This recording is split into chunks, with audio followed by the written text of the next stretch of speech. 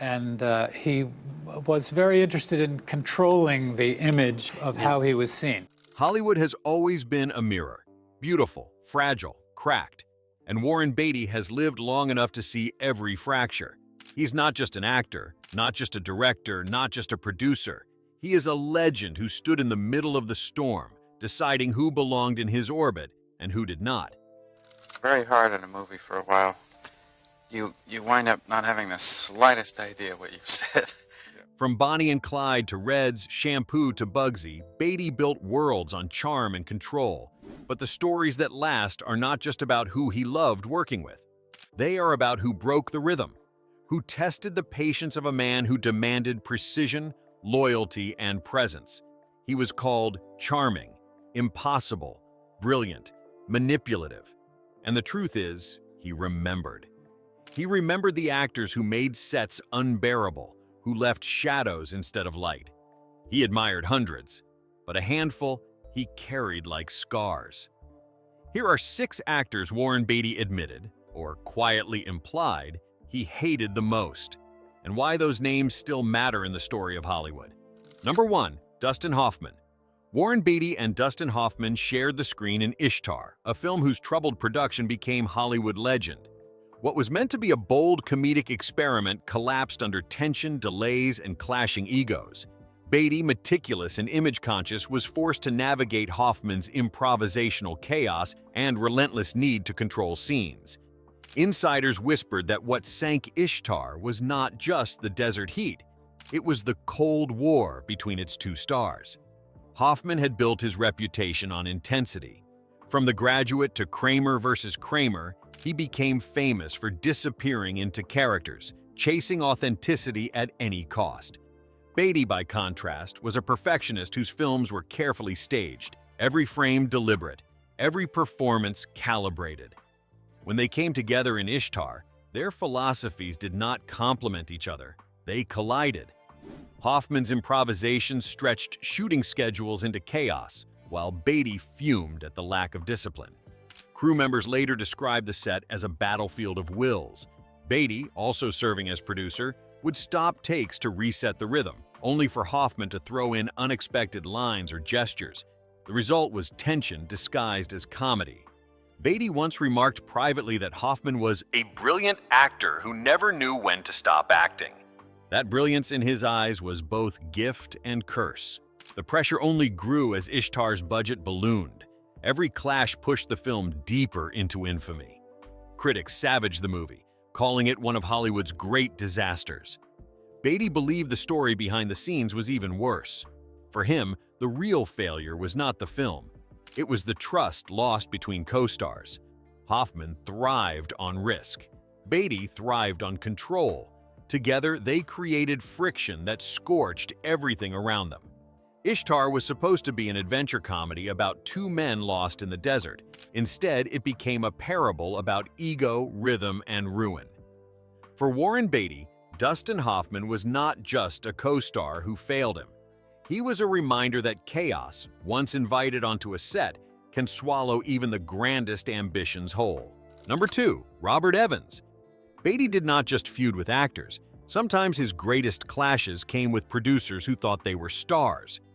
Robert Evans, the flamboyant studio executive turned film personality, embodied everything Beatty distrusted. Bravado without restraint, spectacle without craft. Their disputes were not just about deals or scripts, they were about power. And Beatty never forgave arrogance when it threatened his vision. Evans was larger than life. As head of Paramount in the late 1960s and 70s, he oversaw films like The Godfather, Chinatown, and Love Story. He relished the spotlight, giving interviews that turned his own career into a performance. Beatty, who valued precision and secrecy, found Evans's self-promotion unbearable. Where Beatty cultivated mystery, Evans sold mythology, his own. Their paths collided most dramatically when Beatty tried to shepherd his projects through the studio system. Evans was notorious for inserting himself into creative decisions, insisting that his instincts were as crucial as any director's. Beatty, who fought tooth and nail for control of Reds and Heaven Can Wait, bristled at the interference.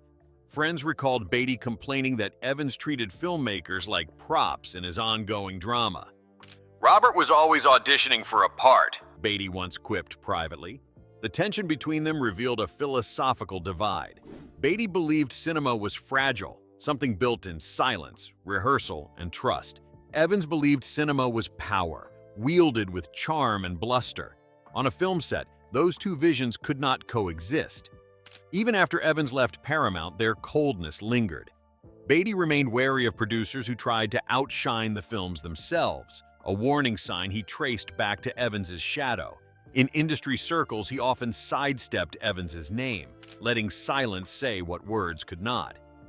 Robert Evans thrived on myth-making. Warren Beatty thrived on control.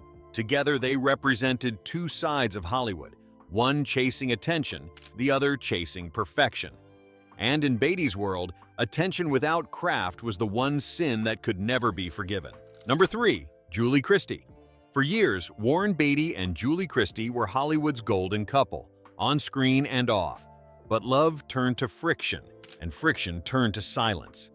On sets like Shampoo and Heaven Can Wait, Christie's independence and defiance often collided with Beatty's need for control. Their split was personal, but the echoes lingered professionally.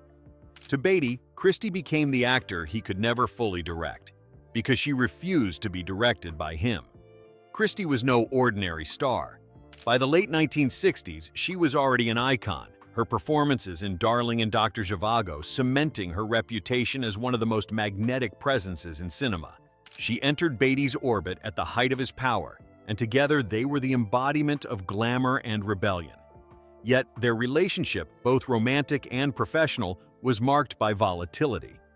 On Shampoo, the chemistry between them was undeniable, but so were the clashes. Christie resisted Beatty's instinct to shape performances around his vision. She was fiercely independent, more interested in truth than polish. Beatty, who built his films with near-architectural precision, found her resistance both frustrating and fascinating. Colleagues recalled him saying, half admiring and half resentful, that Julie was the only actor who never let me win an argument. By Heaven Can Wait, their relationship was fraying, and the professional one followed suit. Christie's refusal to play the submissive co-star clashed with Beatty's dual role as director and star. Scenes that should have flowed with ease became tense negotiations. Insiders whispered that Beatty tried to rehearse her into submission, but Christie pushed back, reminding him she was not just a muse, she was an equal. After their breakup, Beatty's films rarely featured women with Christie's fire. It was as though he avoided the challenge she represented. He admired her talent, but never forgot the battles. For Warren Beatty, Julie Christie was more than a lost love. She was proof that not every story could be directed, and not every performance could be controlled. Number 4. Al Pacino. Two titans, two egos, one stage. When Warren Beatty cast Al Pacino in Dick Tracy, it was supposed to be a union of greats. Instead, it became a clash of styles. Beatty's demand for elegance and control against Pacino's volcanic energy. Pacino stole scenes, stretched takes, bent the frame. Beatty admired his talent, but he resented the chaos it brought. In interviews, the distance between respect and dislike was razor thin. Pacino had already become a legend by the time of Dick Tracy. From The Godfather to Scarface, he embodied raw intensity, delivering performances that burned through the screen. Beatty, meanwhile, was steering Dick Tracy as both director and star, determined to create a stylized comic book world painted in precise primary colors. The problem was that Pacino's instincts refused to stay within the lines. On set, Pacino improvised constantly, pushing his character Big Boy Caprice into exaggerated physicality, wild gestures, and roaring speeches. Beatty, who rehearsed dialogue until it landed with surgical rhythm, struggled to rein him in. One crew member later recalled that Beatty wanted discipline, and Al gave him dynamite instead. The performances crackled on screen, but the tension behind the camera was harder to contain. Critics eventually singled out Pacino's performance as the film's highlight, even awarding him praise for scene-stealing energy. For Beatty, that acclaim came with a sting. He had envisioned Dick Tracy as his passion project, a carefully painted canvas. Pacino turned it into a spectacle, one that threatened to overshadow its architect. Beatty never denied Pacino's brilliance. He respected the craft but distrusted the chaos. Their partnership showed how two geniuses, left in the same frame, could cancel each other out. Pacino's fire may have elevated the role, but it also scorched the harmony Beatty demanded. For Warren Beatty, working with Al Pacino was a reminder that some storms can be admired only from a distance because up close they consume everything. Number 5. Madonna. In Dick Tracy, Warren Beatty did not just direct Madonna, he dated her.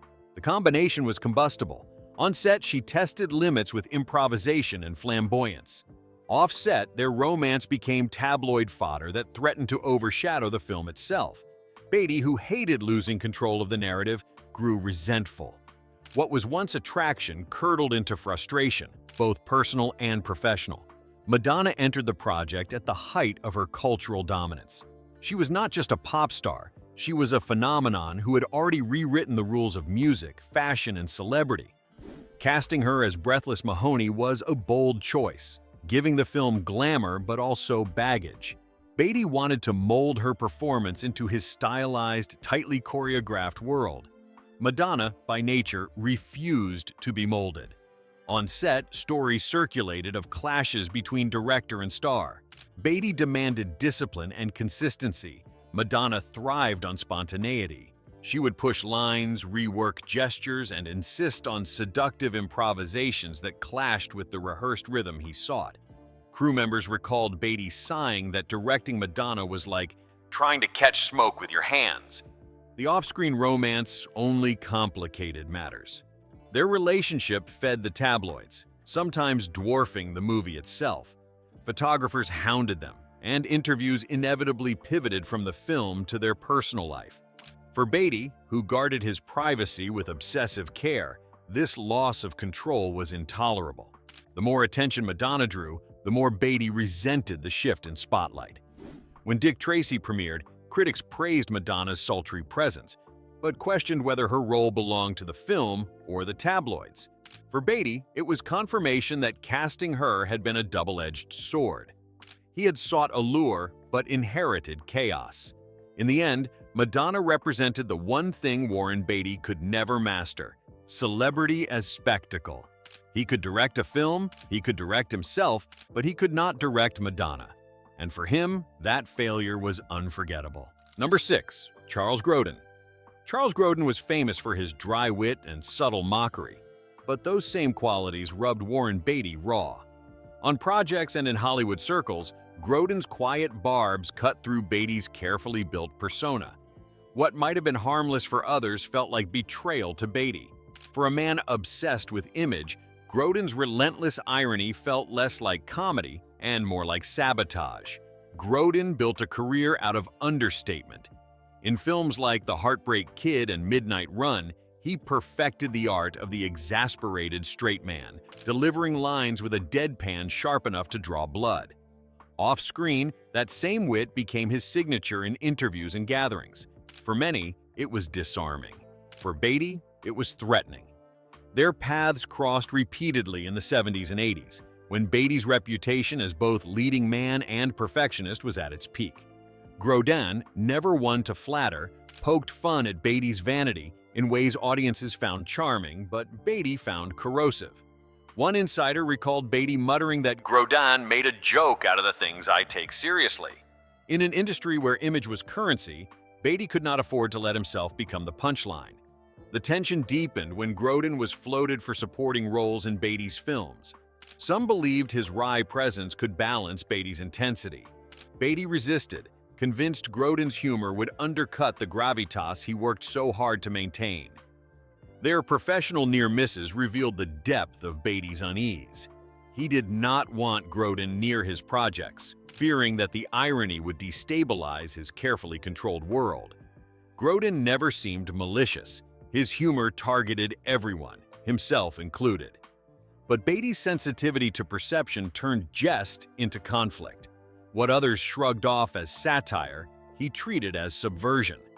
For Warren Beatty, Charles Grodin symbolized the one danger he could never guard against: laughter aimed at him instead of with him. And in Hollywood, that was the sharpest wound of all. Warren Beatty's story is not simply about grudges. It is about control, about the fragile rhythm of trust on which cinema depends. Each clash, whether with Dustin Hoffman's improvisation, Robert Evans's bravado, Julie Christie's defiance, Al Pacino's fire, Madonna's spectacle, or Charles Grodin's irony, revealed the same truth. Beatty guarded his vision as fiercely as others guarded their freedom. In Hollywood, image is everything, but behind the image lies memory. Beatty never shouted about his frustrations. He rarely spoke them aloud. He carried them, quietly, relentlessly, as lessons carved into his career. What remains is not bitterness, but clarity, that even the brightest stars can cast shadows, and even legends have limits they cannot forgive. Which clash surprised you most? Share your thoughts in the comments below, and subscribe for more stories from Hollywood's hidden history.